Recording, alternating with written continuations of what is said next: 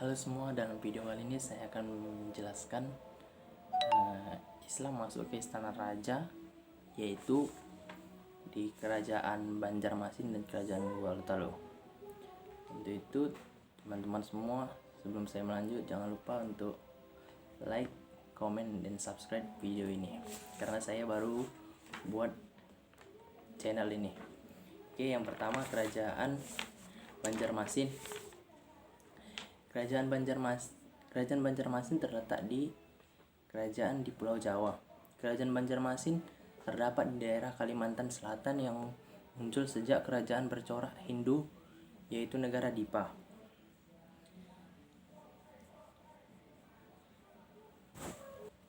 Daha dan Kahuripan yang berpusat di daerah hulu sungai Ninagara di Amuntai. Proses Islami di daerah itu menurut Aacens terjadi sekitar 1550 Masehi. Sejak pemerintahan Sultan Suryanullah, kerajaan Banjar atau Banjarmasin meluaskan kekuasaan sampai Sambas, Batanglawai, Sukadana, Kota Waringin, Sampit, Madawi, dan Sambangan.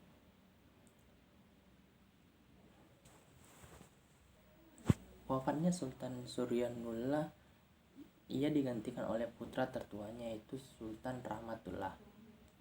Ketika menjabat sebagai raja, ia masih mengirimkan upeti ke Demak, yang pada waktu itu sudah menjadi kerajaan perang.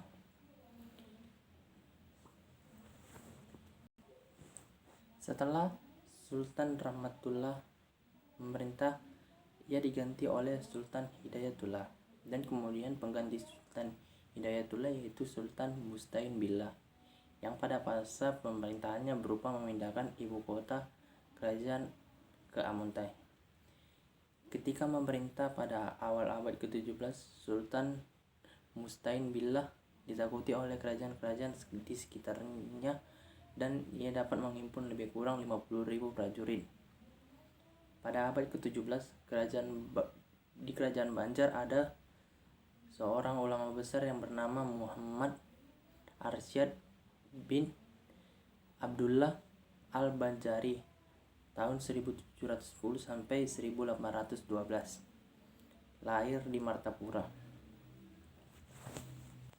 Dan di situ terjadi perlawanan terhadap Belanda yang dilakukan antara tahun 1859 sampai 1863, yang antara lain dipimpin oleh Pangeran Antasari, Pangeran Demang Leman, Haji Nasrun, dan lainnya.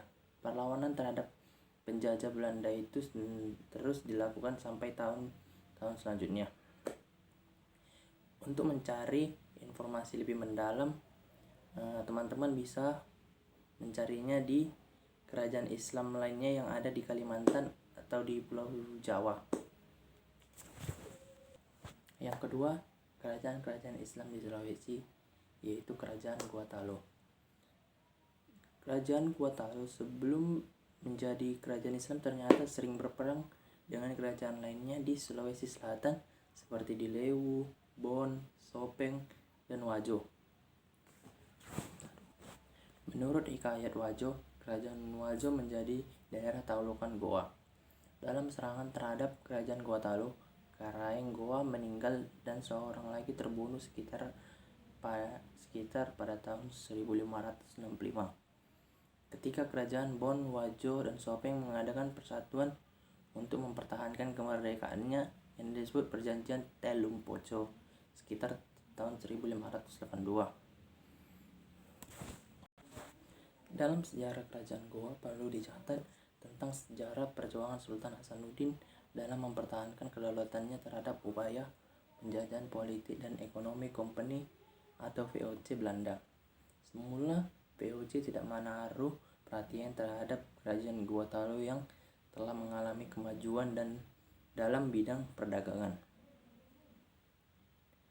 Berita kapal Portugis dirampas oleh VOC pada masa Gubernur Jenderal J.P. Coen di dekat perairan Malaka, dan pada tahun 1634 VOC memblokir kerajaan Goa tetapi tidak berhasil. peristiwa peperangan dari waktu ke waktu terus berjalan dan baru berhenti antara tahun 1637 sampai 1638. Sempat tercipta perjanjian damai namun tidak kekal karena pada 1638 terjadi perampokan kapal orang Bugis yang bermuatan kayu cendana dan muatannya dijual kepada orang Portugis.